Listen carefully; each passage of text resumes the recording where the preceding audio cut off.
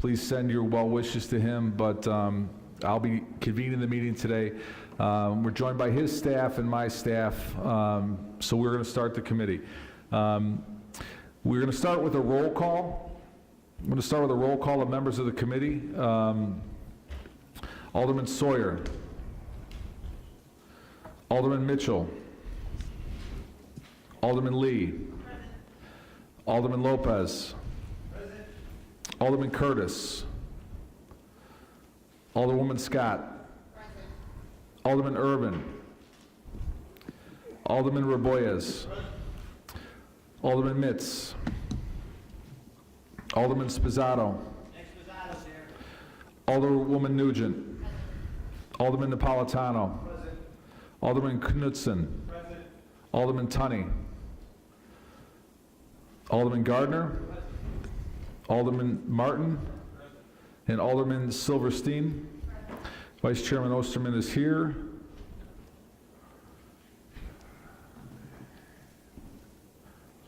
There's 12 members present. We have a quorum to begin our proceedings today. We have two matters before us, two ordinances before us today, and two substitutes. But before we get to that, we have public comment. So there are two people who have registered to give their public comment that are going to call in. So we're going to hear from those first two speakers. We're also joined by Alderman Sawyer and Alderman Tunney for the roll call.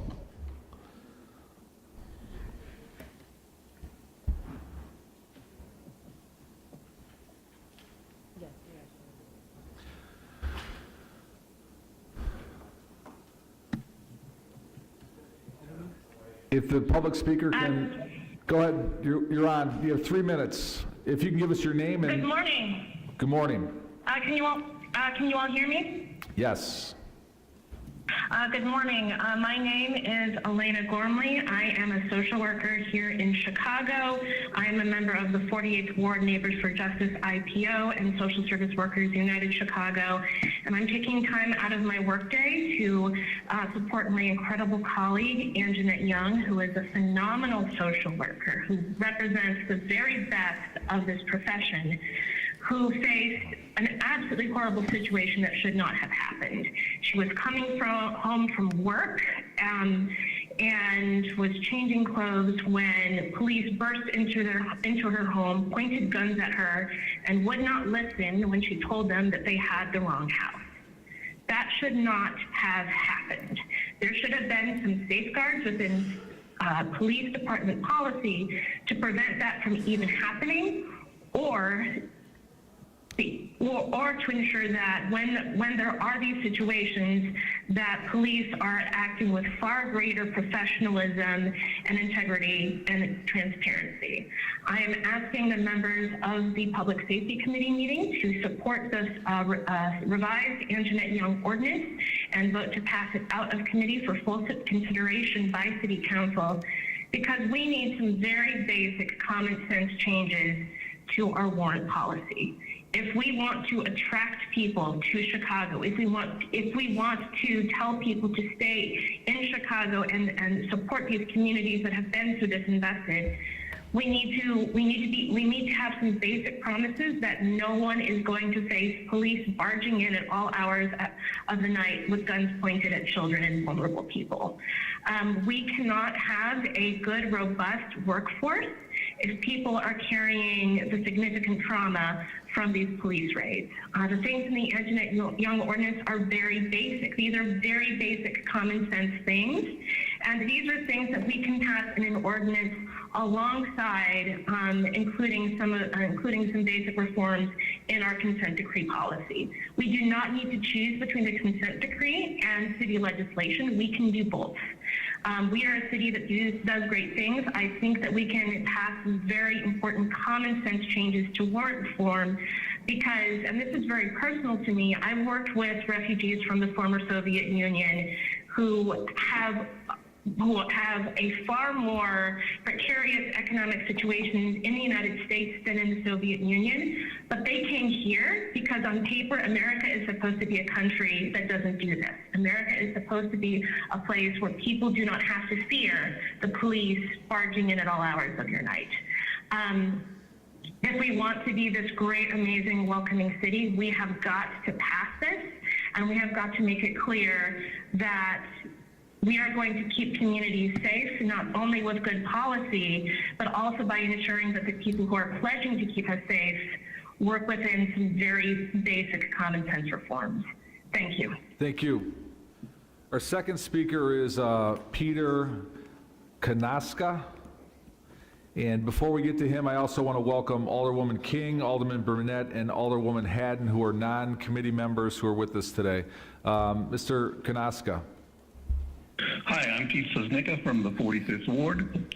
The vast majority of police officers' career is spent responding to calls for service, handling crimes that have already occurred. Very rarely do they prevent crimes from happening. Quote, proactive, unquote, police response mainly involves harassing homeless people and young men of color walking down the street, sometimes finding a small amount of drugs, rarely a gun. Assaults, robberies, and worse still happen every night. The problem is that the CPD does not address the root causes of crime: shame, isolation, economic desperation, exposure to violence, trauma, hopelessness, and untreated mental illness.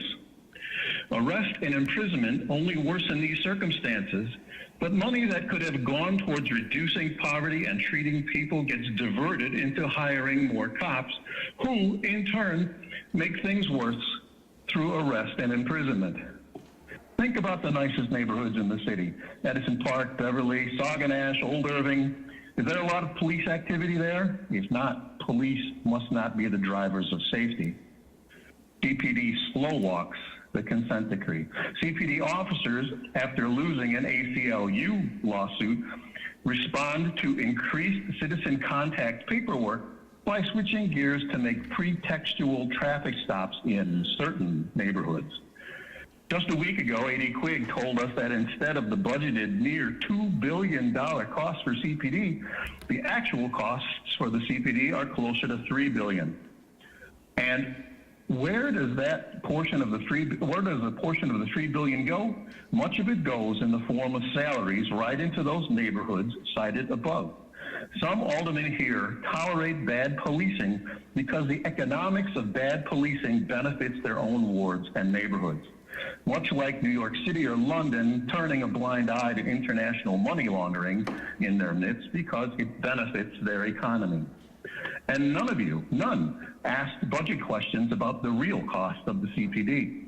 My own 45th Ward alderperson would rather try to get political, get slammed by Alderwoman Dowell, rather than ask an intelligent, cogent, pertinent set of questions to the CPD. The knife-wielding 38th Ward alderperson would rather ask CDOT to temporarily remove a CDOT bus shelter, a CTA bus shelter where a homeless man is, rather than think of actual public safety and provide help. I ask each of you, as I've asked Jim Gardner, what have you done as alderperson to address the root causes of crime and the root causes of violence?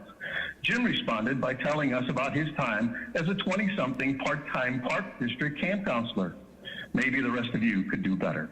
Thank you. Thank you. We have two people that are here in person that will provide public comment. First is George Blakemore.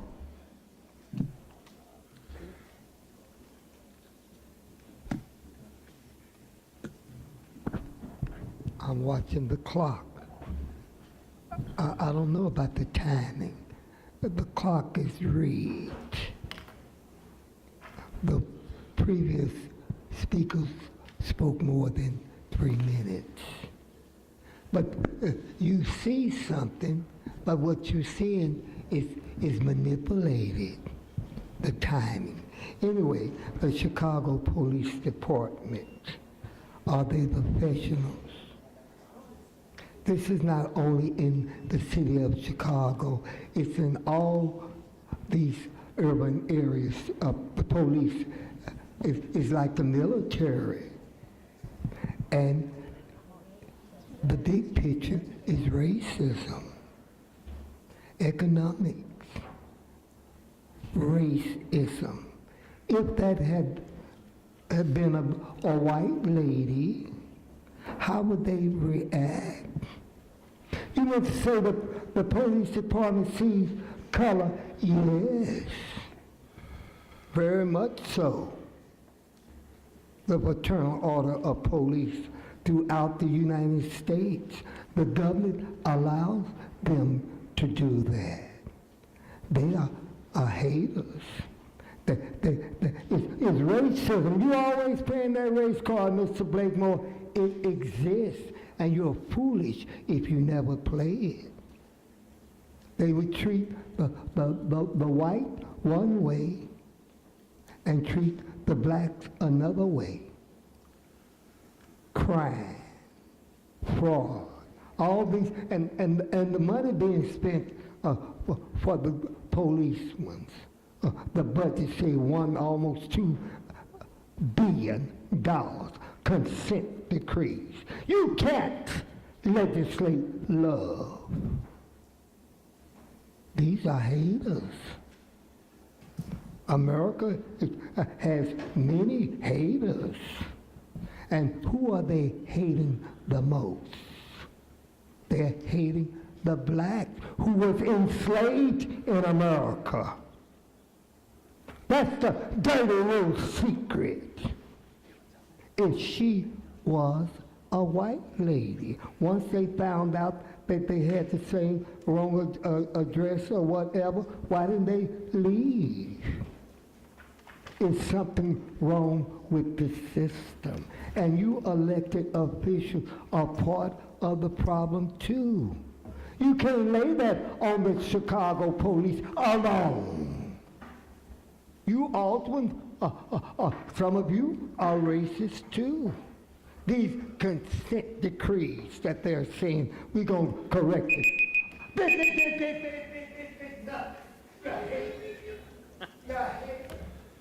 Thank you.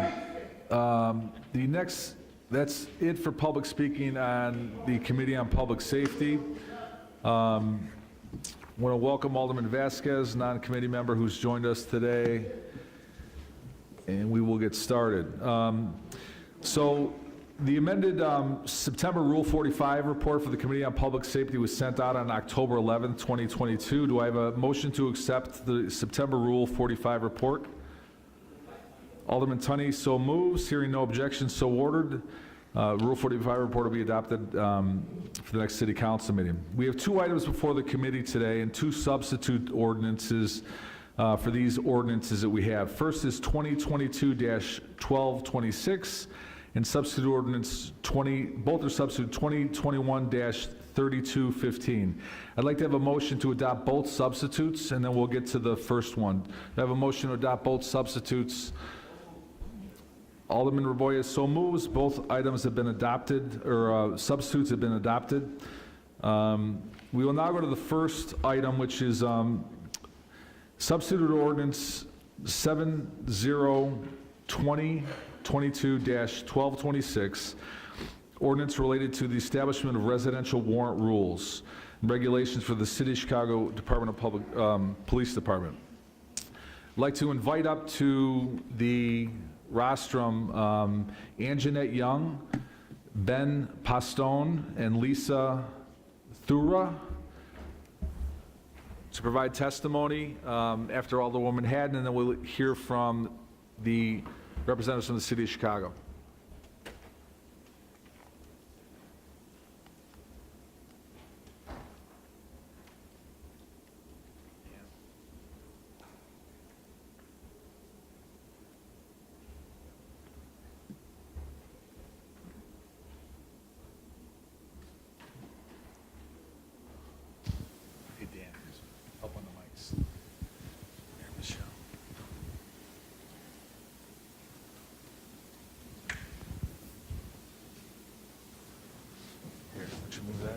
Slide up. Don't worry about it. We won't bill you for it. I got it. I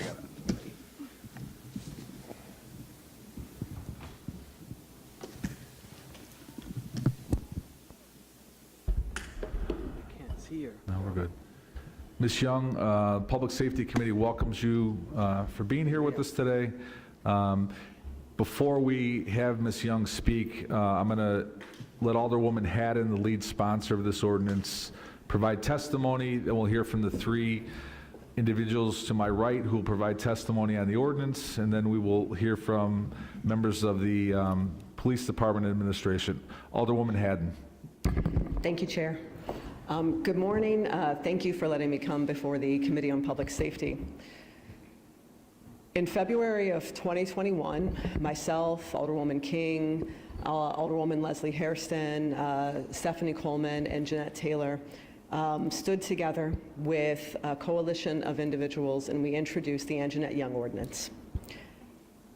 We knew at that time that we had a lot of agreement from every member of this council, and broader than that, the city of Chicago. We all knew from what we saw, that Ms. Young told us about, that she let us see, that the raid conducted and the conduct of the police officers during that raid was wrong. Upon investigation, we found a lot of things that we could improve, with the goal of making sure that what happened to Ms. Young doesn't happen to another resident of this city. It's a terrifying nightmare to know that you could be in your own home, doing nothing wrong, being a working person, trying to live your life, and that law enforcement agents, civil servants in your city can bust down your door, leave you vulnerable, afraid, and naked, and invade your privacy, and be wrong about it. And to not have a city willing to bend over backwards to prevent that from happening again. This is horrific. When I took this job, I took it because this is a fantastic city, and we're never going to be perfect.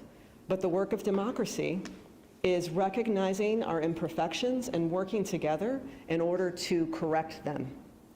So much of what we do in this body is to fix things that are wrong, to learn from our mistakes, and to move forward. And so it's the spirit of this ordinance that we submitted. We're not here to demonize the police department. We're not here to try and take away people's jobs. We're here to try and make the city of Chicago better. You should support this ordinance if you feel like the things that we've been doing are not enough. The week after my colleagues and I introduced this, the mayor had a press conference and introduced her own set of special police order policy pieces. And then sent a text about it, like, hey, did you catch my press conference? We could have been working together for nearly 2 years on this. We could have been working together, had some meetings with the administration, and some of you may have disagreements with some aspects of the policy, and that's why we're here today, and I hope to hear some good debate, and I hope we can change your minds about it. We know that it is a little unique to try and put some of these things into code, but we have lots of city codes that govern the rules of employees of the city of Chicago that if I violate, I get fired too, right? And what the people of Chicago want is accountability. We want to know that if somebody does something wrong, that they will lose their job and that they won't be allowed to do that again. And that type of accountability will bring us into more compliance. It will bring us into better relationship with our constituents, and it's the goal that we should all be working for. And I think it's the goal that so many of us are. So I just want to focus on that. I'll say we could have spent 2 years working together towards some common sense reforms, and we could be leaders. Instead, on one of our busiest days of the year, Tuesday, the general election, after rejecting multiple attempts by my colleagues and I, and Ms. Young herself, with the administration to work together and to draft something that works, to understand what objectionable things might be here and to make amendments. I was offered in the 11th hour, as they say, oh, you know what, we think we can come together. We think we can work on something. Withdraw your item. Let's not vote on Thursday. So I said, well, sure, you know what, that's the end goal. Please send me your draft. Send me your changes. They didn't send me any changes. 4:30, election day, very busy. I've been driving elderly people to the polls and feeding election judges. I get a call that I'm sure is echoed by many of you over this last 48 hours saying, you know what, these amendments in the consent decree in March say that we can't do this. So I think this is the conversation that many of you may have had, and I want to address it directly. There was an amendment to the consent decree in March of this year that now puts search warrants under the consent decree monitor's purview. And that's a good thing. And a lot of the team that you're going to hear from today actually worked to make that happen. The consent decree does not say that the City of Chicago and our City Council cannot make policy. And if you think that we should just pass the buck to some other agency all the time, then you're just doing the same thing that puts us in some of the most difficult positions between crazy lawsuit settlements that we have to pay out, or even things unrelated to the police department, right? We have a lot of things the city passed the bucks on. So if they're telling you that we can't do this, that you, Chicago City Council, can't actually move on policy, they're lying to you. I'm borrowing Mr. Blakemore's line. They're lying to you, okay? It's false. We could pass this today. We could pass this out of full city council. And if the police department, with a new ordinance set, needed to work on policy to address or accommodate something that their policy didn't already do to meet it, that would then go under review to the consent decree monitor. It's not complicated. So I ask you all, we've been talking about this for a while. Have your opinions, have your critiques, vote what you think is right, but please don't base it on false information, on 11th hour schemes and tactics by the administration, who instead of working with willing partners in city council, decided to drag this out for almost 2 years and try and spend hours coming up with ways to derail this instead of letting us do our job and deliberate. So I hope that you'll give your favorable support, but if you don't, I hope that you'll at least listen, and I hope that you'll hear us out, and I hope that you'll consider this legislation on its face and not be fooled by some of the misinformation. Thank you, Chair. Thank you, Alderwoman Haddon. We're now going to hear from Ms. Anjanette Young. Ms. Young, the committee very much appreciates you being with us today. Good morning. Can you hear me okay? Good morning. I first want to say thank you for you all giving me an opportunity to be here. Sounds like hold still on. can't hear me. Can you hear me now? Wonderful. I want to start by saying thank you all for giving me an opportunity to be here today to share with you what is my lived experience, but also now has become my social justice activism and challenge. This ordinance is more than just about Anjanette Young. It started with me, but it goes across the city because there are so many families who've had this same experience. So I'm here today representing 50+ families in the city of Chicago who have had the same experience that I had, with having their homes violated, properties destroyed by wrong raids and at the hand of the City of Chicago Police Department, and their lives forever traumatized by the city government, who refuses to see this issue as something that needs immediate attention. We all know that on February 21st, 2019, I found myself in the middle of a most horrific experience that changed my life forever. The City of Chicago Department raid team entered my home based on bad information from an informant. We've all seen the video, and there have been varying comments and opinions to the degree of whether the officers in my home that night caused me harm or were just doing their job to get guns and drugs off the street. Well, let's recap some of the facts. They used information from a known criminal who had no knowledge of who lived at my address or any suspicious activity that actually happened in my home. They used their police power to manipulate the information that they had so that they could get a judge to sign the warrant. They received the warrant at 10 a.m. However, they intentionally waited until after dark to burst into my home. They had sufficient time throughout the day to check the information, to run the individual that they were looking for. They could have ran his name through their databases. When they entered my home, I did not have any clothes on, and they were more focused on finding handguns and ammunition and drugs than securing the dignity of a female citizen. It was clear that my safety and dignity was not top of mind. Where was the serve and protect for me? I was handcuffed, ignored, and when I asked questions, I was told to calm down and not to shout at them. During which time, I was completely naked and exposed to 12 male officers. The officers there, some of them, turned their body cams off to discuss that they had gotten it wrong. And even during that time, the sergeant who was in charge, Sergeant Lewinsky, I'll never forget his name ever in my life, he withheld the actual search warrant from me. He stood on the other side of the room and held it in his hand after I continually asked him to show me the warrant, to tell me what they were looking for, to explain to me why they were in my home. He refused all of those questions. These are the facts. We've all seen it on the video. We've all seen the documents. I point these out to you with the hope that you can imagine me, or you can imagine in that moment that maybe I was someone that you cared about. Imagine it was your mother who was standing there. And I say that because all of us in this room, regardless of the relationship that we have with our mother, none of us would have wanted our mother to have that type of experience. Well, guess what? I'm someone's mother. See me in that frame. See me as your mother, someone who deserves dignity and respect regardless of the situation.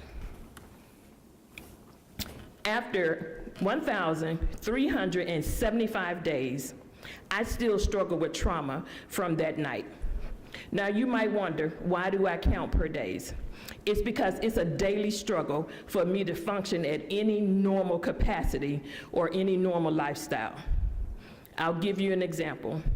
Just a couple of weeks ago, my car was broken into while I was parked in a paid parking lot in the Fulton Market area. Now, we know that's not unusual that with the crime rate in the city that cars get broken into. What makes that situation so impactful for today is that the thought of calling the police that night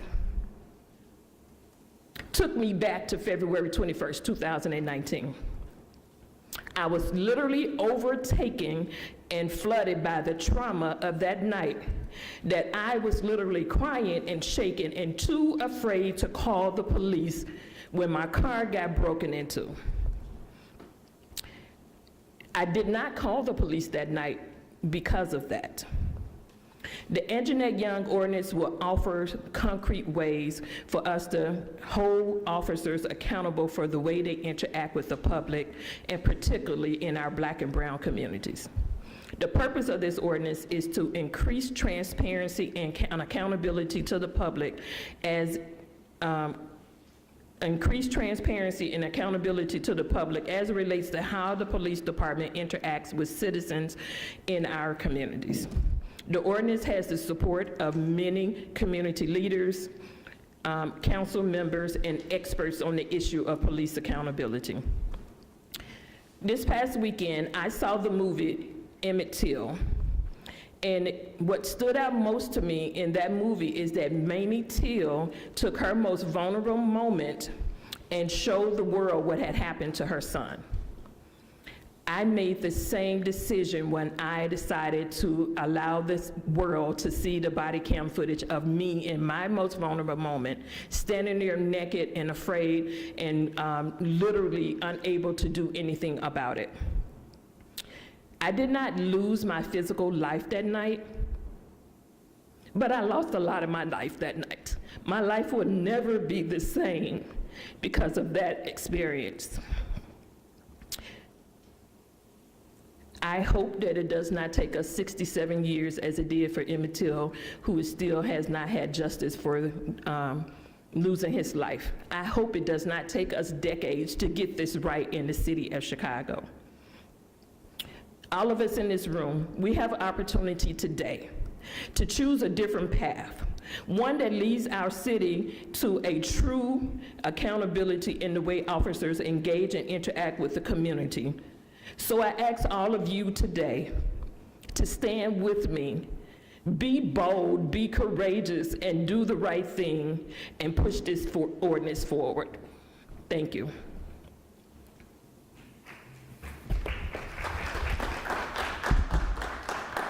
There. Ms. Young, thank you on behalf of the committee for your strength and perseverance for being with us today and sharing that with us. Our next speaker is Ben Pastone, and we have a microphone for you. This one working? This better? Great. Good morning. My name is Ben Postone. I'm a researcher and law student at the University of Chicago, working in the Civil Rights and Police Accountability Project with Professor Craig Futterman. The Chicago police raid of Anjanette Young's home was not an anomaly. It is just one egregious example of a documented pattern of illegal, violent, and dehumanizing raids that have traumatized thousands of Black and brown families. In these raids, officers typically break down people's doors and charge into their homes with their guns drawn, leading families to believe that they are being robbed or worse. They often point M4 carbines and semi-automatic weapons directly at young children and their parents. They handcuff children in front of their parents and parents in front of their children. They subject family members to excessive force and verbal abuse. And they treat families with a lack of basic respect for their humanity, including detaining people like Ms. Young naked or near naked in front of intruding strangers. CPD leaves families unprotected with broken doors and locks, exposed and vulnerable to further violence and theft. These raids put the safety of innocent people and police officers at risk and cost the people of Chicago millions of dollars in civil rights lawsuits. CPD raids about 1,500 homes a year. That's more than 4 separate families every day, and virtually all of the families are Black and brown. The Anjanette Young Ordinance is designed to end this cycle of trauma.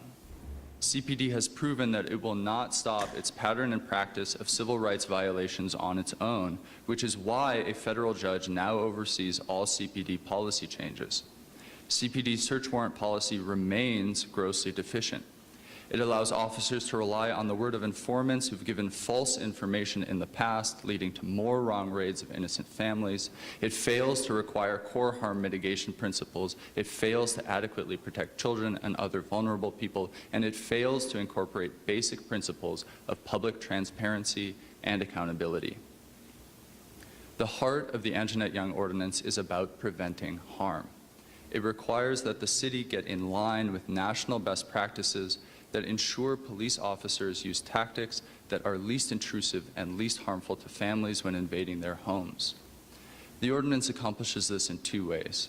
First, before executing any raid, officers must prepare a plan reviewed and approved by CPD Command that provides a written explanation of how the planned raid is designed to mitigate harm, a written plan to prioritize the safety of children and other vulnerable people, and a written threat assessment that identifies and balances the danger to people and property against the likely benefits of executing the raid. Second, if the harms of the raid outweigh the benefits, the raid must not proceed. The potential seizure of small amounts of drugs or contraband is not worth risking the lives of families or officers. When armed intruders break down the door and burst into people's homes in the dead of night, is it surprising that family members are deathly afraid and quick to reach for a gun to defend their family? Is it surprising that this has proved a recipe for disaster? Between 2010 and 2016, at least 94 people died during the execution of home raids. Half of the 81 community members killed were Black and brown people. 13 of those killed were officers. The Anjanette Young Ordinance bans these dangerous no-knock raids and requires officers to wait at least 30 seconds after knocking and announcing to give family members a chance to answer the door. The ordinance prohibits these unnecessarily dangerous raids while still allowing police to enter without knocking in emergency situations when someone's life or physical safety is on the line. The Anjanette Young Ordinance also does what CPD policy has failed to do: protect children and vulnerable people who may be inside the home. The lives of hundreds of Chicago children who have been held at gunpoint by CPD have been forever changed. A gun safety principle promoted by the American Gun Association states, Never point a gun at anything you are not prepared to see destroyed. The Anjanette Young Ordinance prohibits pointing a gun at a child or their caretakers unless the person presents an imminent threat of death or serious bodily injury to another person. Safety concerns for community members do not end with the completion of the raid. Current policy fails to provide any prompt or certain process for people to secure necessary repairs or resources for children and others traumatized by the CPD raid. Unsecured homes are a magnet for crime, placing families at grave risk. The Anjanette Young Ordinance requires a common sense rule of decency. You fix what you break. The ordinance requires that officers limit damage while they are in a home and that they document and arrange for immediate repairs of any damages that compromise the safety of residents. There remains no transparency or accountability during the more than 1,000 raids conducted by CPD each year. There is still no system of any kind that provides information about home raids to the public, and no officers have been held accountable for raid after raid that has traumatized families. The ordinance would make video available to survivors within 2 days and require supervisory review of all home raid footage. As Ms. Young powerfully explained, the Anjanette Young Ordinance will save lives. It will reduce harm. It will give the people of the city the power to hold the department accountable for the pain that it causes. This is not a matter of tying hands. It is about public safety, protecting Chicago families and our police officers. City Council is the legislative body of this city. You have supervisory authority over the CPD. You have the power and you have the responsibility to end this pattern and practice of damaging raids in Chicago. Pass the Anjanette Young Ordinance. Stop these wrong raids. Thank you. Next speaker is Lisa Thoreau. Hi, my name is Lisa Thoreau, and I'm grateful to be invited to speak to you today for 3 reasons to support the Anjanette Young Ordinance. First, the current CPD policies and training have not been and still are not sufficient to address the many harms caused to children and families by the current residential search warrant practices. The Anjanette Young Ordinance will protect against these policy deficiencies by creating legal obligations for the CPD to get its practices and policies in line with the best practices endorsed by national police organizations like the International Association of Chiefs of Police, the U.S. Department of Justice's Bureau of Justice Assistance, and the National Tactical Officers Association, as well as other large cities which don't seem to have this continued sort of problem or 30-plus lawsuits on behalf of children and families harmed by such practices. Third, the City Council, I believe, must step into the breach left by city administration and Chicago Police Department to affirmatively protect children and families. This is in the interest of law enforcement, not just in the interest of families. To fail to do so undermines people's basic expectations of safety, increases the likelihood that they will arm themselves, and undermines the legitimacy of law enforcement, which exists to serve and protect. This is not in the interest of public safety, while the Anjanette Young Ordinance is. I'm here today because I train law enforcement for best practices working with youth. And I've had the pleasure of working with one group of Chicago Police Department officers in 2021. Our training ensures officers adopt developmentally appropriate, trauma-informed, racially equitable approaches to interactions with youth. We've been asked to consult with the U.S. Department of Justice, the U.S. Department of Education, state leaders and legislatures, and we have written extensively on this set of best practices for working with young people.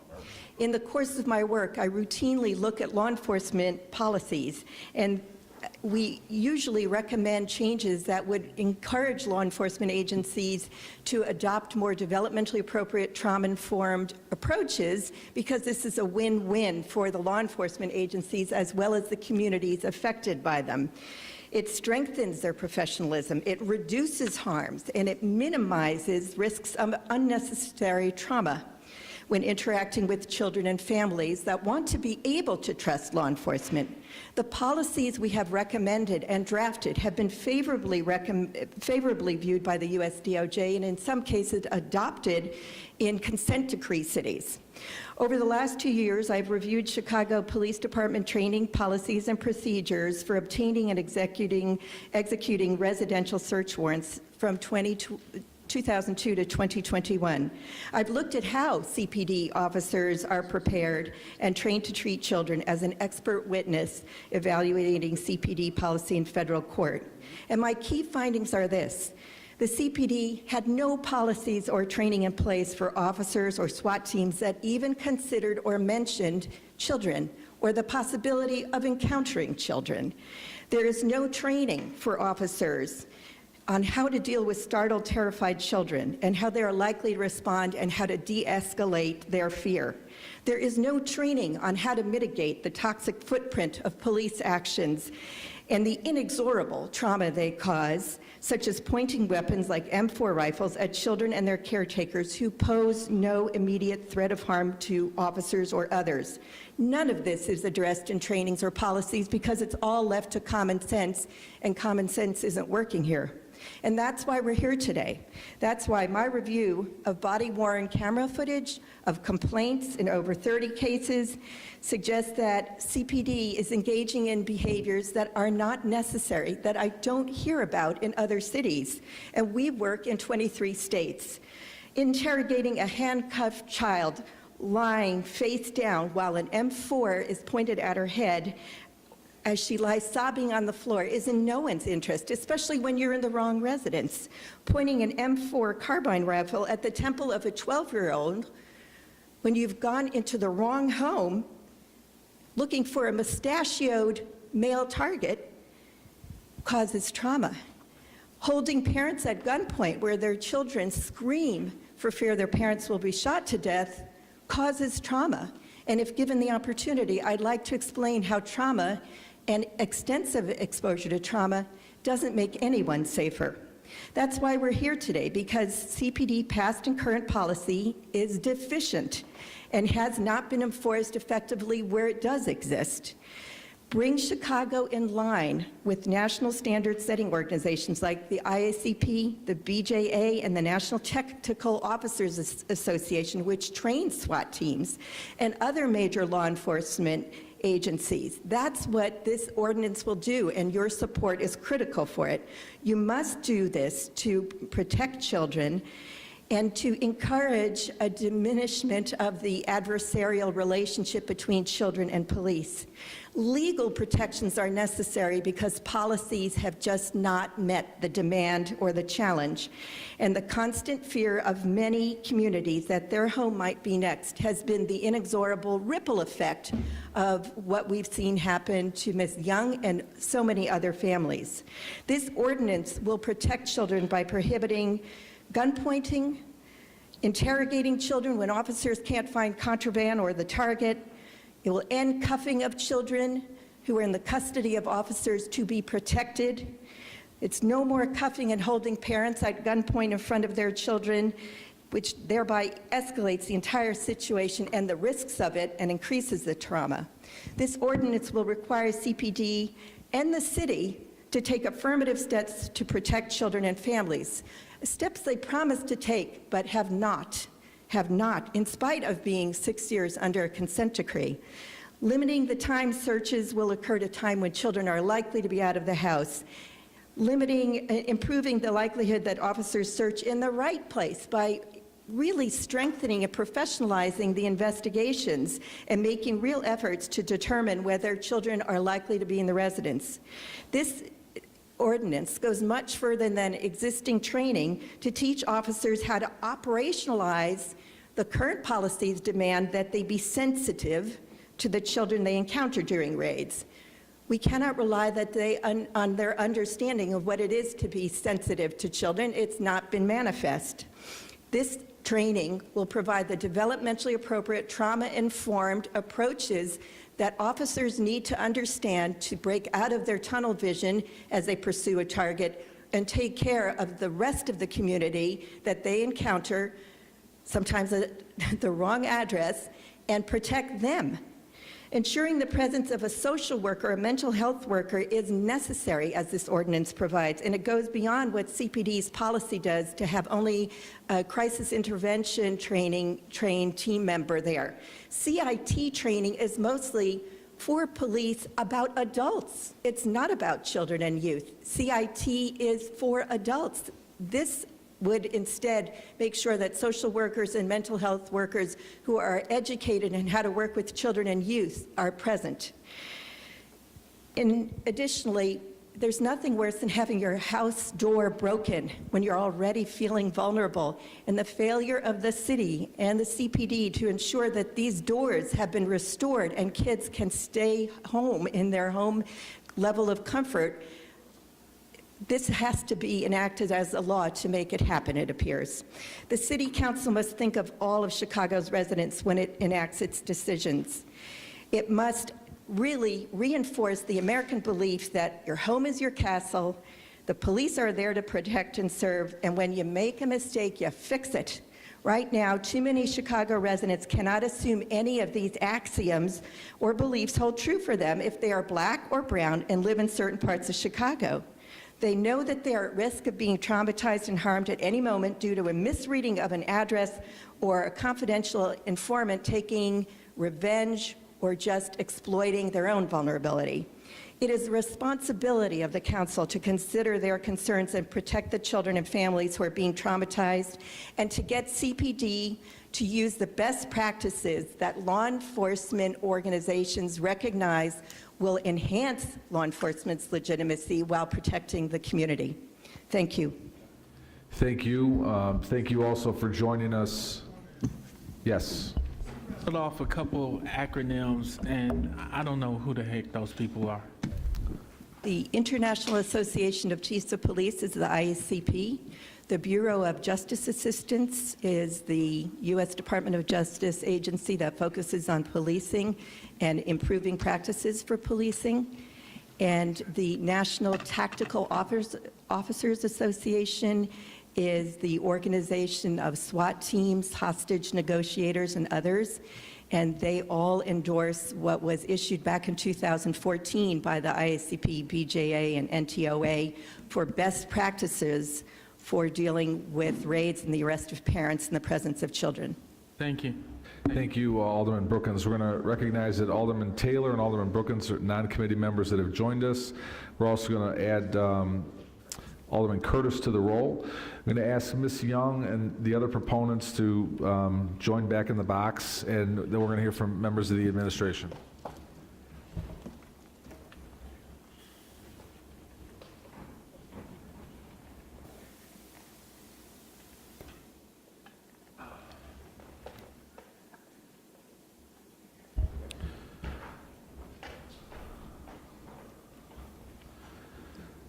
We are joined today by Deputy Mayor Elena Gotrich.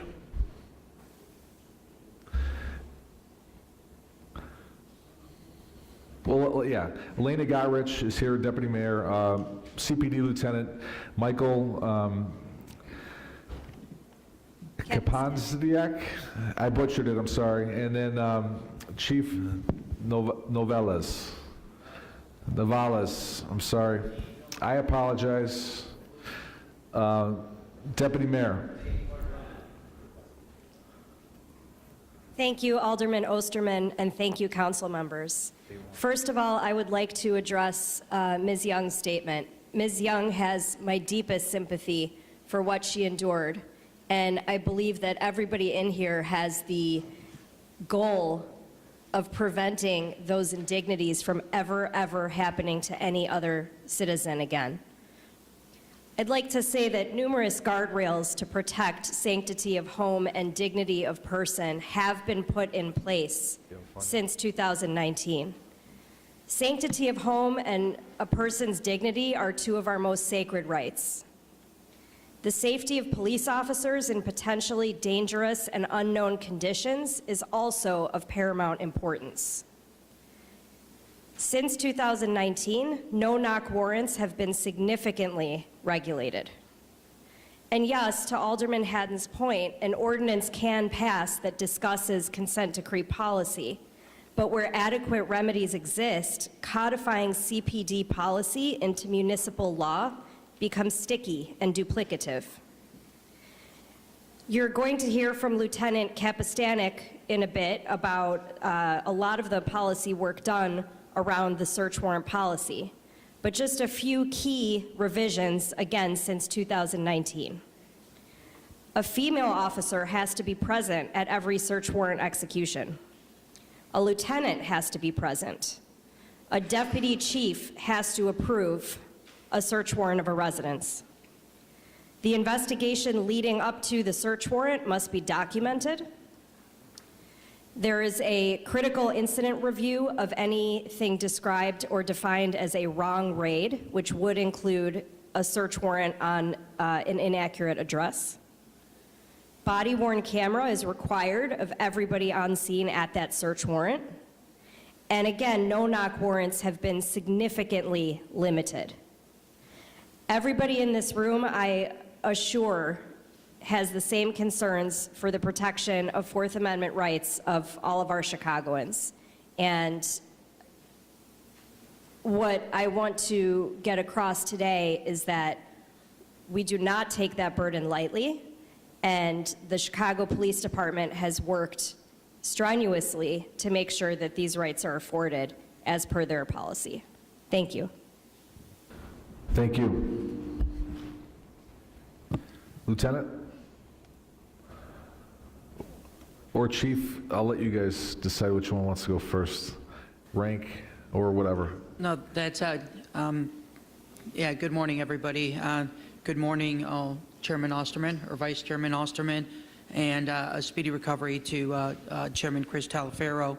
I'm Chief Angel Novalis of the Office of Constitutional Policing and Reform, and I appreciate the opportunity of being here to discuss this topic. The Chicago Police Department works every day to ensure and enhance safety in neighborhoods for every Chicagoan. The men and women of the Chicago Police Department, they're our Chicagoans, they're our neighbors.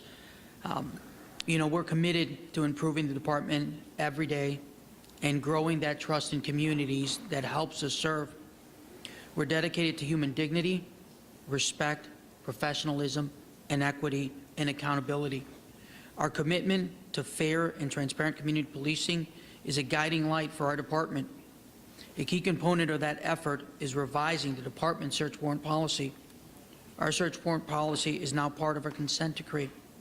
This means that we seek and consider voices of various stages in the policy, community voices in every stage of the policy.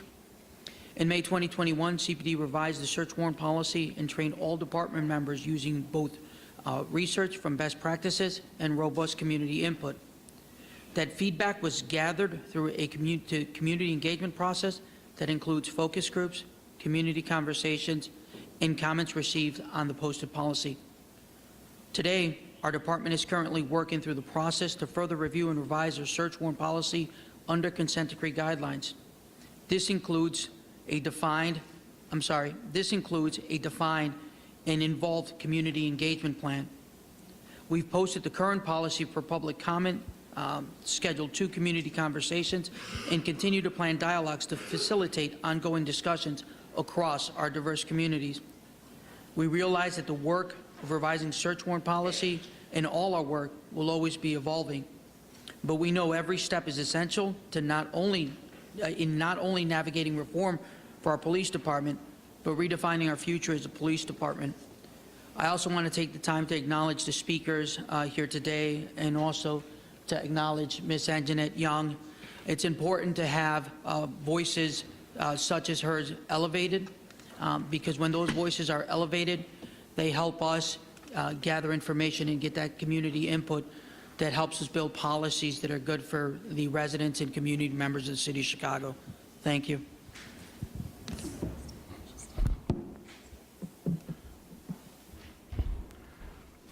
Thank you. Lieutenant, you may proceed.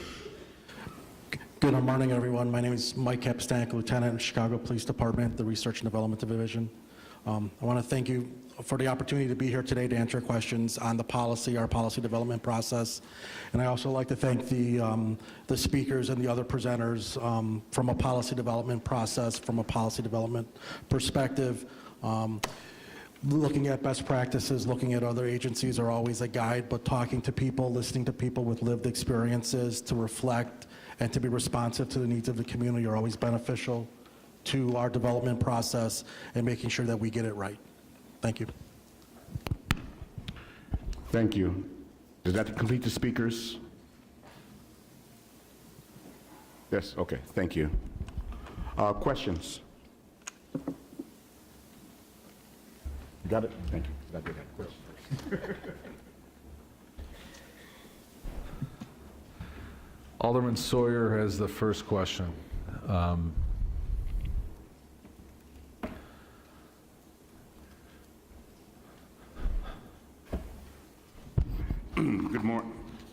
Good morning, and thank you, Chairman, and thank you, everyone here today. I had a couple of questions directly regarding the ordinance, but I did want to say that I was happy to see Ms. Anjanette Young here today, and just on myself, I want to apologize for the horrible treatment that you endured on that day in 2019, and our hearts and wishes are with you and your family. And I know that trauma is still there, and we really understand that. So please don't take my questions, and now I'm going to ask some specific kind of technical questions, and I don't want to think that that's any way, diminishing what happened, because we want to make sure we get this right. And so I'm about to dive into some technical questions and just asking about specifics of the ordinance. My first question is, could anybody from the Chicago Police, I just heard the statements and I appreciated that. In the process of you doing your reform, what would be the similarities that you all have enacted that are similar to the proposed ordinance?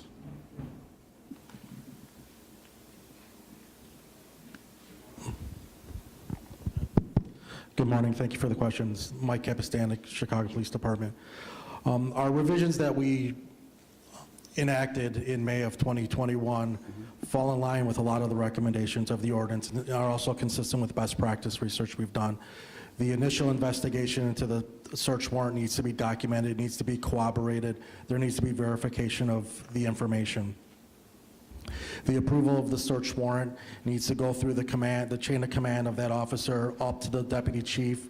If it's a no-knock, which is only allowed under very limited circumstances when there's a danger to someone involved, it would be approved by a member to rank of a chief. Could I stop there for a second? Yes. And just talk about the no-knocks for a second? Sure. You state that the no-knocks are in extremely limited circumstances. Could you give us kind of an overview of what those limited circumstances are? Absolutely. Approval of a judge.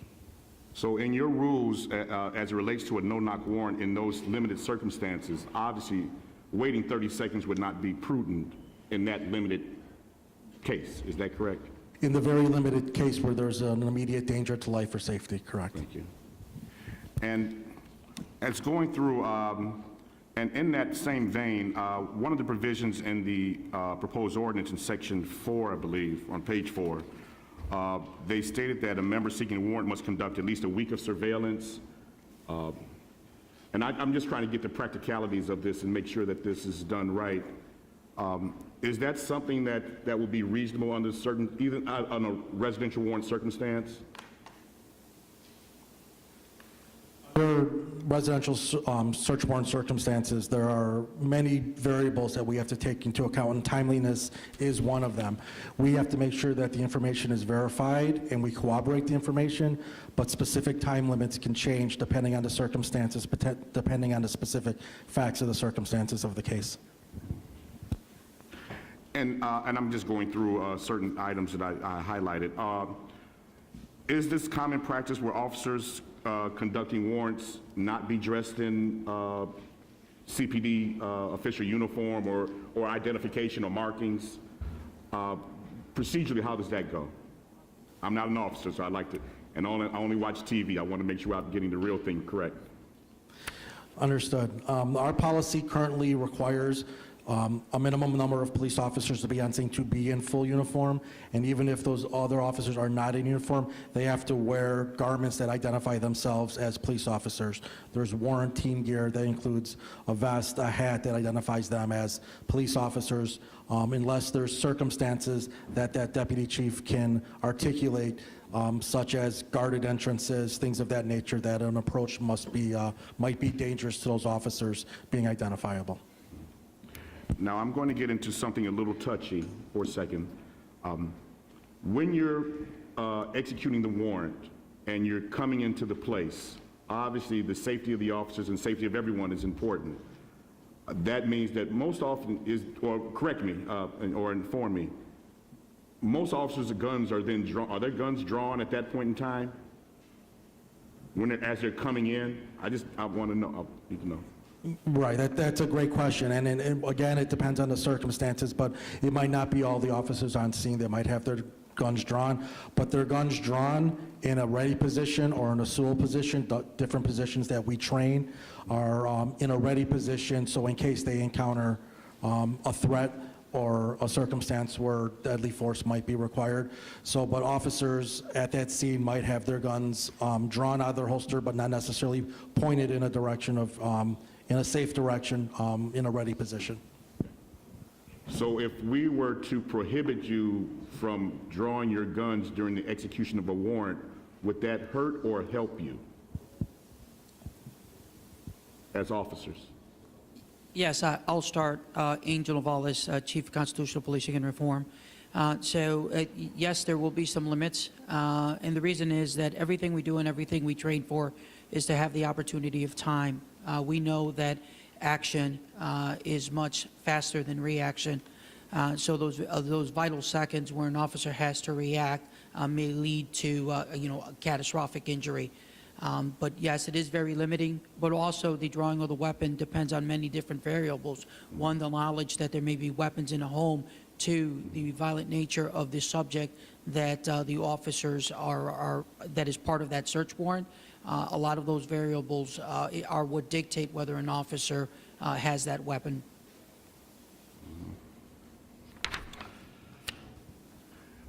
The last section, and again, I'm just trying to clarify, the last section in section 25, where it says no affidavit sworn testimony statement shall be required to initiate an investigation into an allegation of misconduct against a Chicago police member. Or maybe I should ask the sponsor of the ordinance, or whoever can answer. Is that a general statement, or is that solely related to raids that we're discussing today? I think if we could have CPD answer that, followed up by if some of the proponents want to respond to that.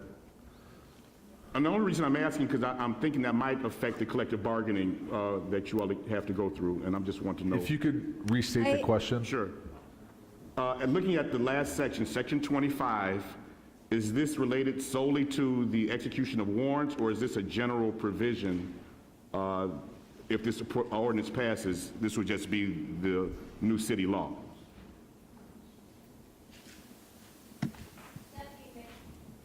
Deputy Mayor Elena Gottridge for Public Safety. I would defer that to the authors of the ordinance. If I'm correct, you're asking about section 25 Yes. in the ordinance.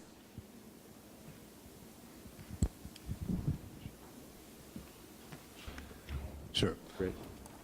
Mr. Futterman. Thank you all. Thank you, Alderman. This particular provision is not one that I've been at the center of, but what I can say is this: there is state law in Illinois that passed as a part of the Safety Act that has now gone into effect that prohibits, as a matter of state law, from any municipality, including the city, from requiring people to file affidavits in support of a police misconduct complaint. The exception, however, is if there was a collective bargaining agreement that was already in place before the Safety Act was passed, then that agreement would stay valid, but then when that collective bargaining agreement is up, it can't be renewed. So in my understanding, the city of Chicago is that the sergeants and lieutenants collective bargaining agreement still has a provision that requires, and there's an override system, requires the filing of an affidavit to support, for example, an anonymous complaint. Right. So that's the status. That particular provision in the Anjanette Young Ordinance is a provision that has general application, and it really stands apart from every other aspect of the ordinance that is... That's why it kind of caught my attention when I was reading it. That's about addressing wrong race. Mr. Young would like to speak to that. Certainly. So Section 25 of this kind of protects the victim, right? So currently the way it is in the city of Chicago, or previously the way it was, the victim needed to sign a sworn statement against a police officer about what happened. Sure. Then that statement could later be used against them because it's a statement that could be used against them in a court of law. So if my case had gone to court and I had signed the affidavit, then that affidavit can be used against me when we are actually in court in trial about this situation. So we're asking that you don't make victims have to sign a sworn affidavit to move forward in a legal case. Thank you for that, and very much understood. I was just, really, the purpose of the question was just how it affects bargaining and how we're dealing with, because I trust, I've worked on this with Mr. Futterman and others on things just like this, and I do support it generally, but I just also, as a lawyer, want to make sure we're doing the right thing.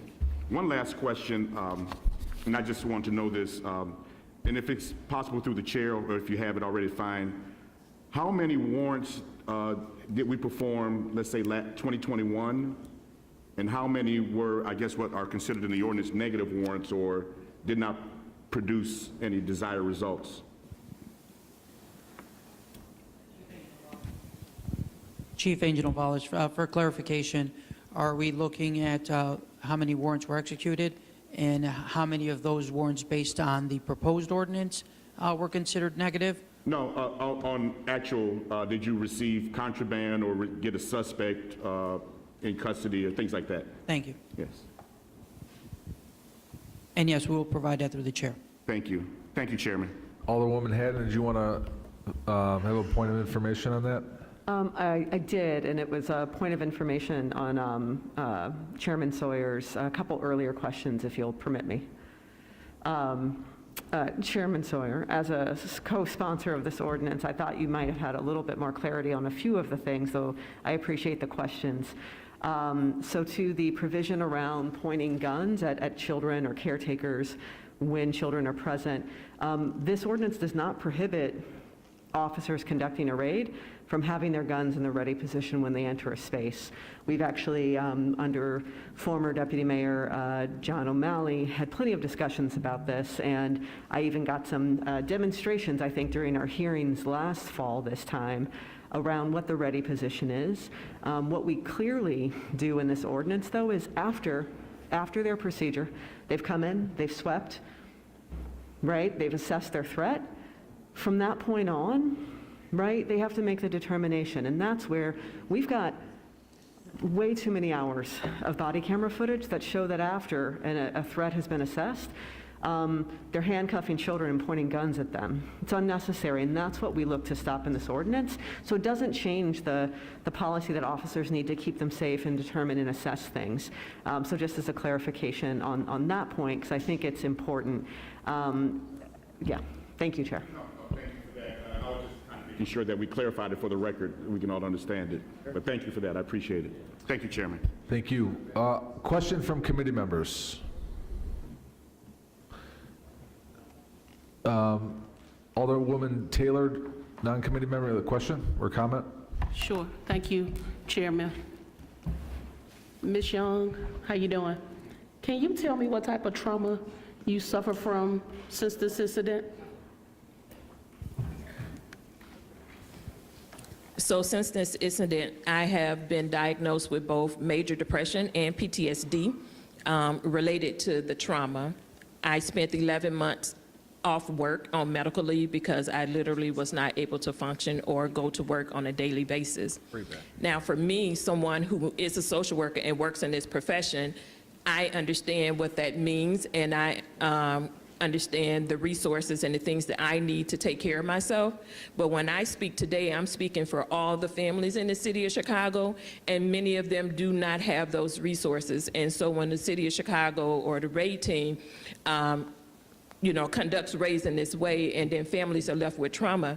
When you have a 4-year-old who's, the raid happened during his birthday party and his cake is on the floor, that 4-year-old will go through the rest of his life remembering that on his 4th birthday, the city of Chicago raided their home.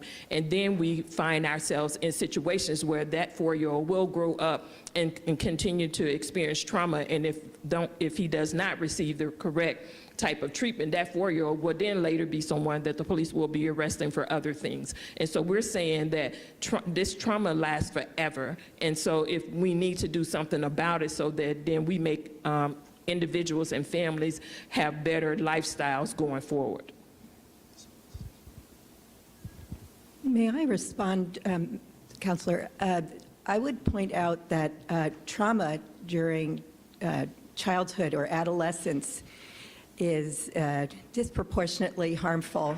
If you're hearing what Ms. Young experienced as an adult with the emotional and cognitive capacity to analyze it and deconstruct it and recognize what's going on because she's a social worker, imagine a 3 or 4 or 5-year-old who not only has been held at gunpoint but has had every single toy destroyed. I'm not sure where a Hello Kitty doll poses a risk or why it needs to be destroyed, has seen the door ripped off the apartment and can't get it to work, has seen her parent reduced to the shakes, and is not given access to mental health services.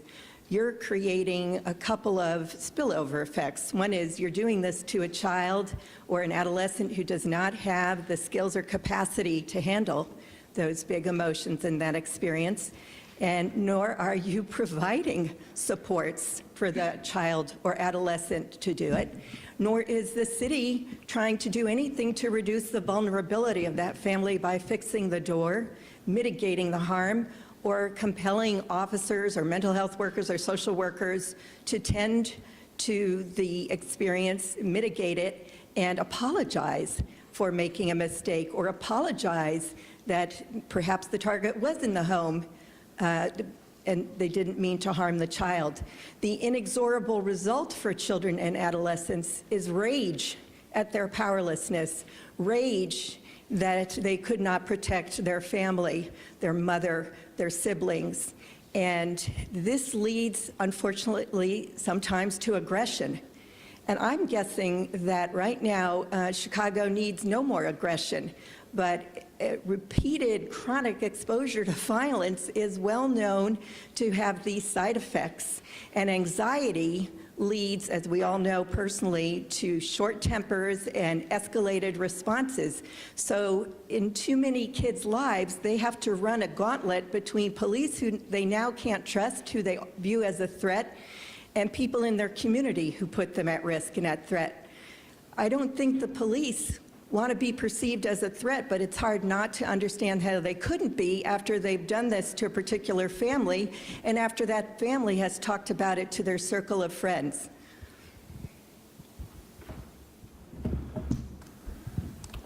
The city did not offer any support to you, Ms. Young, after this wrongful raid? They did not.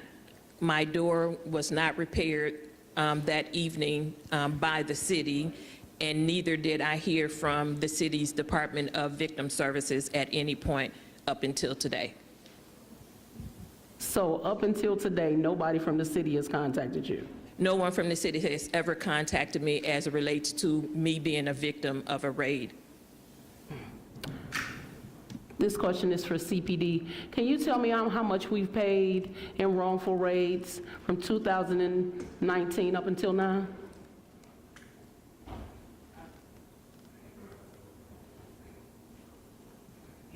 Angel Vol.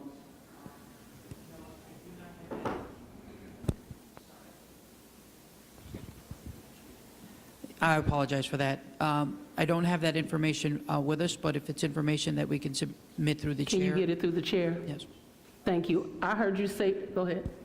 We're debating. I will say, at minimum, it has been $5.4 million. Can you say that again? At minimum, it has been $5.4 million. You said in an earlier statement, talking to Alderman Sawyer, about you all do a week surveillance before you all do a raid. What happened in Ms. Young's case?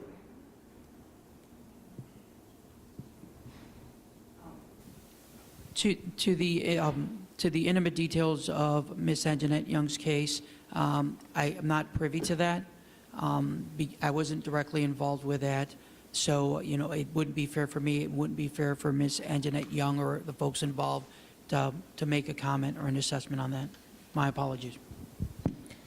I was respond to that and saying throughout our investigation, and when I say our legal team, throughout our investigation and gathering our own information, there was no surveillance done. What we was able to determine is that there was an informant. They put him in the car and drove down my street, and the informant pointed at my door and said, "It's the red door." That's the information that they utilized to go before a judge and get a warrant for my home. One of the reasons why concrete is important is that time and time again, the vague policies that are in place now have led to wrong raids. And so concrete provisions are there to protect against that eventuality and that reality as it currently stands. Deputy Mayor for Public Safety, Elena Gottrich, if I can address a couple of your concerns as well, because those are problematic situations, right? First of all, I think part of the reason why Ms. Young may not have been directly contacted by the city after her search warrant was there was pending litigation, and so that's not a situation where the city would then be able to reach out. I will note that the Chicago Police Department does have a policy of repairing, to the best of their ability, the doors and windows, and I've seen it firsthand. I really have. Repairing doors after search warrants, whether they're positive or negative. So you're discounting what Ms. Young is saying? I'm not discounting what Ms. Young is saying. Absolutely not. Okay. Absolutely not. And I would also note that, again, since 2019, part of the policy revision in the CPD search warrant policy is that the search warrant file is required now to have written documentation, including reports, documents from the independent investigation, everything that the police use to verify and corroborate the search warrant. So that would include any information that the officer would have regarding how they got to that location and the subsequent research they did on that location prior to the warrant. Briefly, current policy requires that points of entry are repaired only when the resident or homeowner is not present. There is nothing in the policy about when there is somebody present in the home like Ms. Young was. Furthermore, the planning that is required does not require anything concrete that provides for mitigating harm, nothing concrete about making affirmative changes to the plan if CPD is aware that children or vulnerable people will be present. And none of this is put in a public-facing database that's available to the public as a matter of transparency and accountability. There was a report that said the person that you all were actually looking for was on a home monitor. How did you all not gather that information before raiding Ms. Young's home? Again, Alderman, respectfully, we do not have personal knowledge of that specific warrant today. Say it again. We up here do not have specific knowledge of the warrant on Ms. Young's residence today. How is that possible? So we're here at a hearing around the ordinance about Ms. Young, and you all don't have that information? That you are not, y'all not helping y'all case. Why we should not pass this, or we should have different things in place. There's an expectation when you all come to a hearing to have certain information. You all knew that we were going to ask certain questions, and it's embarrassing that you all don't have it. This is not something that just happened. This happened back in 2020, and we've been talking about this for months. And so I'm a little disappointed in CPD today because you all should have that information. That would help my coworkers make a conscious decision about us supporting this ordinance. Because now that it seems like that the city just, you figure you give Ms. Young a few dollars and she'll be okay, and that's not what she's ever asked for. And so I'm disappointed, and I want that information through the chair. Thank you, Chairman. Thank you for those questions, Alderman Taylor. We're going to go to committee member Alderman Lopez. Thank you, Chairman, and good morning, members of the committee. Welcome, Ms. Young, and to all of our police. I have to first start by saying I disagree with my colleague, Alderman Haddon, in that this administration actually has been ducking and dodging us on this issue, not since this ordinance, but since the order that was introduced in October of 2020 that I introduced. Because I know that we've all had this same concern, and when that order was introduced to City Council saying that we had to put a moratorium on no-knock warrants, that we had to start using FBI federal standards and other issues, it was dead silence by this administration. That silence compelled us, Jeanette Taylor, Alderman Coleman, and others, to actually call for a special City Council meeting in this room, virtually,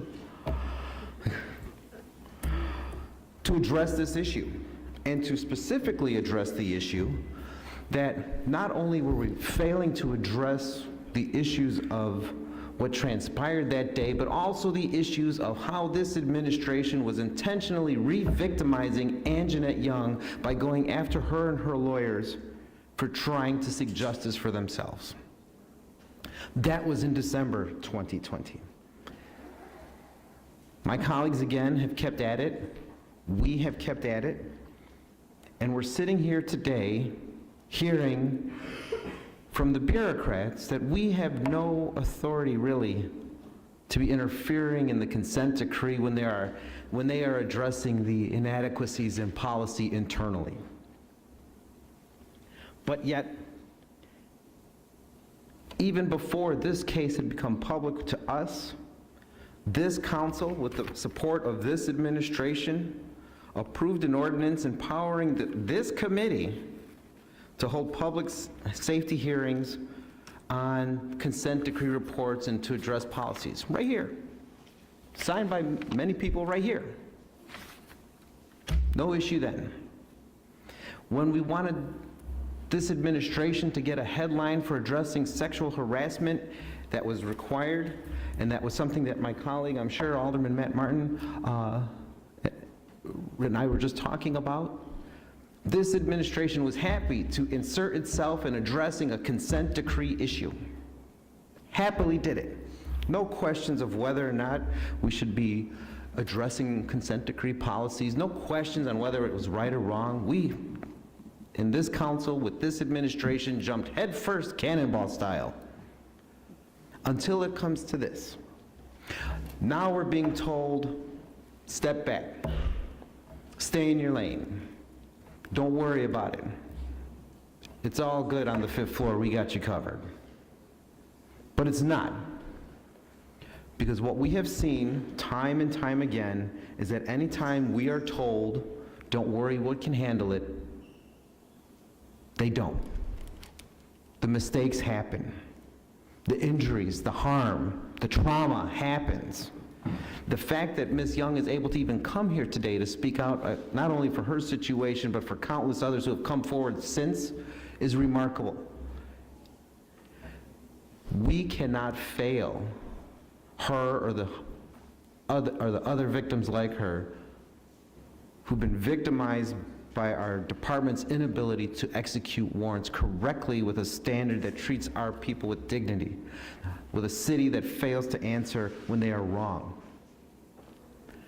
And we should have been having this discussion months, if not years ago, the moment this became evident that what happened. I, for one, am a firm believer in law enforcement. But I'm also a believer in calling a spade, and when we make mistakes, we have to address them. And when this administration makes mistakes, we can't just continue to say, oh, it's not something that should be in the law. The law is there to prevent anyone from using judgment. The law is there even to protect us from when the administration fails to execute properly. That's why we're here today. That's why I support my colleagues' effort. That's why I support this committee's need to fix this once and for all. And I think that all of my colleagues need to have a real heart-to-heart with themselves and say, what can we do to make this better? If we are truly trying to pursue making the city safer, then the safeguards must be there for when we get the intel to act on those individuals who we need to go after and not victimize the wrong people because we were too quick to try and move and did it in an unsafe, uneducated way. Thank you, Mr. Chairman. Thank you, Alderman Lopez. Alderwoman King? Thank you, Chair. Thank you, Ms. Young, for continuing to walk through your trauma and put yourself out here for the greater good. I truly appreciate you. And thank you, Alderwoman Haddon, for your leadership, your perseverance. It's important, the work that you're leading us to do. You know, for me, this Anjanette Young Ordinance is truly just common sense legislation. And it's unfortunate that leadership has us here debating this, because we certainly need to stop the false narratives that this hearing today is amplifying, because we certainly can uplift our police and hold them accountable. I mean, police are part of our community. They're brothers, our sisters, our uncles, and our aunts, and certainly wouldn't want to see their relatives in this situation as well. We cannot draw these false lines of protecting police versus protecting residents. We have to protect what's right in order to protect good police and to protect good people if we are going to restore trust in our city.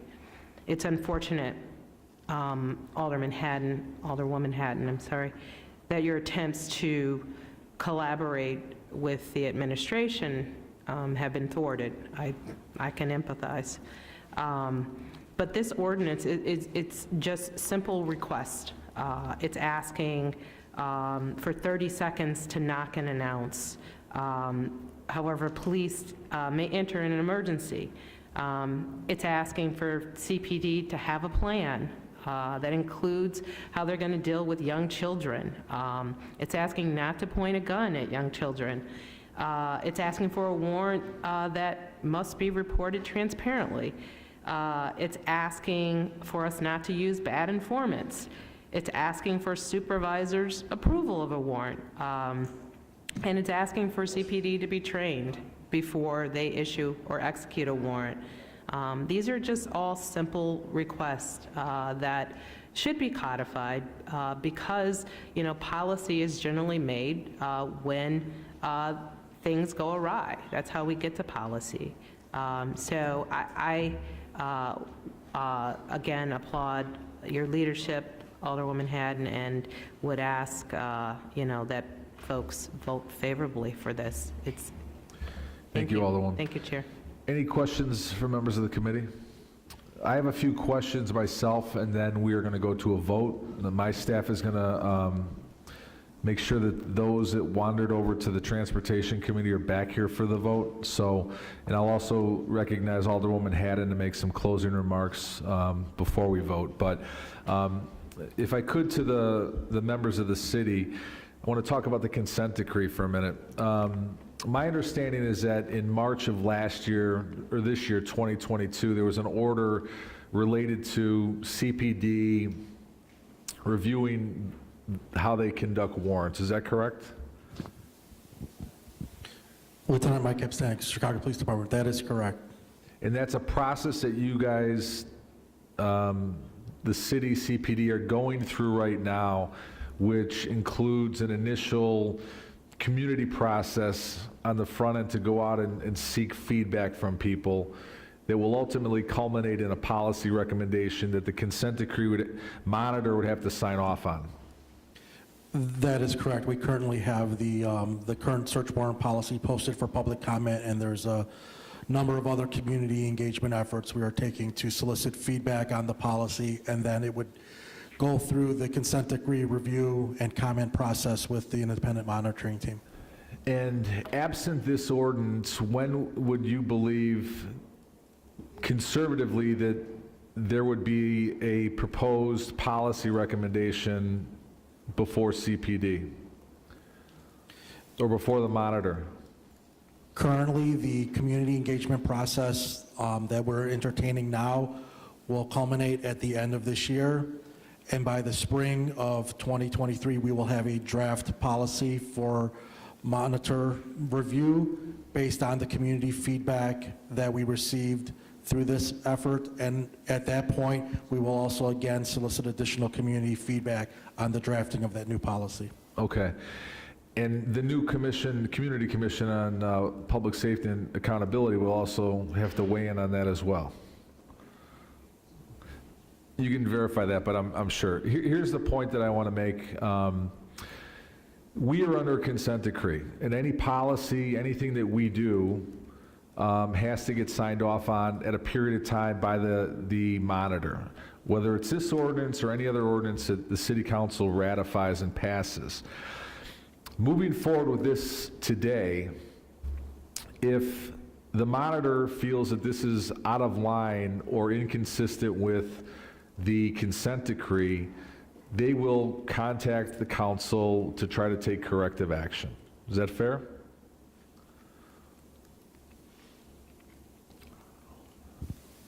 That is fair, correct. Okay, so us as members of the city council, recognizing the trauma that has been put on Ms. Young,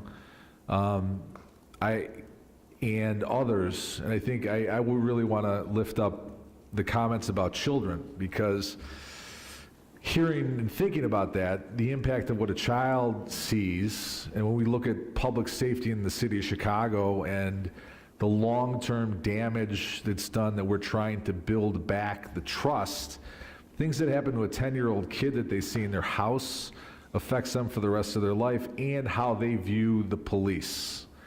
And for us as a city to move forward, we have to heal and strengthen all of that. So passage of this ordinance by the city council, if the federal monitor feels that there are provisions of this that are inconsistent with the consent decree, which we are under and will be under until we're not under it, there's a remedy for them to come back and say, here are some things that we want to tweak, correct? Mike Epstack, CPD, correct. The independent monitoring team can provide comment, feedback to CPD policies and recommend revisions. Okay, I appreciate that. I say that because we are under the consent decree, but I think that this ordinance is a very thorough ordinance that addresses an issue that all of us are aware of and potentially is ongoing. And I think that if there are issues that someone has under the consent decree, there are remedies for this after we pass this. So I just wanted to lift that up and say that today.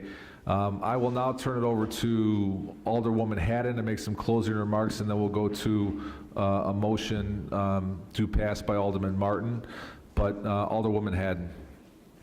Thank you, Chair. I want to thank all of my colleagues. I want to thank our guests. So Deputy Mayor, our folks from CPD, our wonderful witnesses today. I thank you guys for engaging this conversation, as I mentioned at the beginning, and as many of you have spoken about.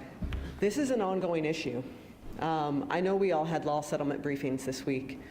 We have them every month. We can be better. We can do better. This is common sense legislation that puts us on that path. And I would appreciate a favorable vote for this. And know that whatever our outcome today, it's our responsibility. I think I heard a word of burden earlier from the deputy mayor. It's not a burden, it's a responsibility, and it's a duty, and that's an honor. We're all here because we're serving our constituents, and so we have some heavy things that we carry sometimes, and traumatic things that we listen to and experience through our residents and through our community members. We're looking to reduce harm, we're looking to improve professionalism, and we're looking to protect our constituents. So thank you. Thank you. Alderman Martin moves to pass on substitute ordinance 2022-1226. Roll call.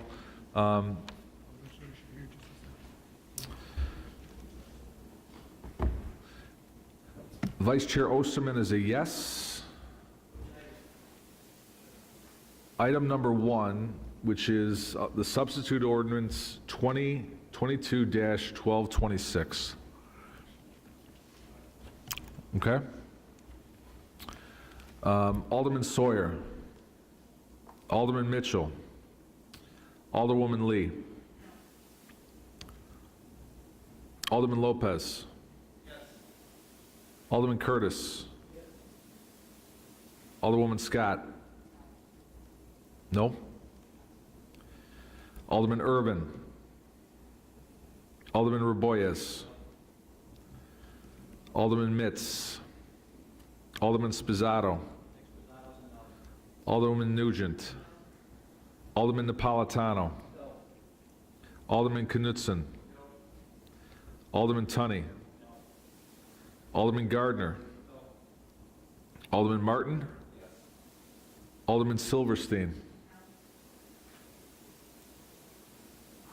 Okay, Alderman Sawyer. Alderman Sawyer is not here, so there is.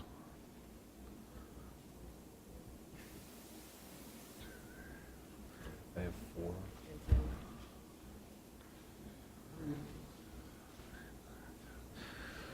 So there are 4 members voting in support, yes, and there are 10 noes. So the ordinance will stay in committee.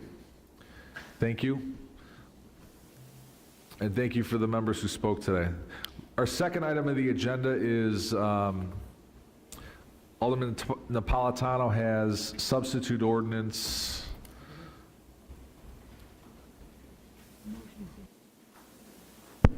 The motion, reiterating, the motion fails 14-10. Second item on the agenda today is a substitute ordinance 2021- I'm sorry. The vote was 14 yes, 10 no. 4 yes, 10 no. The motion fails. Last item on the agenda today is an ordinance for Alderman Napolitano, 2021-20-3215. Alderman Napolitano, we've already adopted the substitute, so the ordinance is before the committee. Thank you, Chair. I appreciate the opportunity to talk about